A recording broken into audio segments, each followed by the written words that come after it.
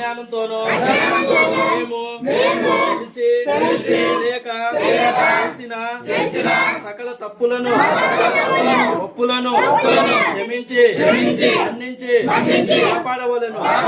విజయవాడ కొండ వేసిన దుర్గమ్మ తల్లి, అడిగొప్పులో వేసిన శ్రీ లక్ష్మీ అమ్మోరు తల్లి, మధ్యమల్లో వేసిన అయ్యప్ప స్వామి, మధ్యమడిలో వేసిన ఆంజనేయ స్వామి, మధ్యలో వేసిన శివయ్య స్వామి, లో వేసిన రంగనాథ స్వామి, శరణం